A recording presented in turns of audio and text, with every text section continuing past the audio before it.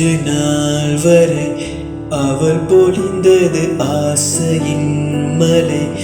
அதில் நனைந்தது 100 ஜென்மங்கள் நினைவினில் இருக்கும். அதுபோல் எந்த நாள் வரும் உயிருருகிய அந்த நாள் சுகம். அதை நினைக்கையில் ரத்த நாணங்கள் ராத்திரி வெடிக்கும். ஒரு நிமிஷம் கூட என்னை பிரியவில்லை. விவரம் ஏதும் அவள் அறியவில்லை. என்னை இருந்து போதும் அவள் எனதில்லையே.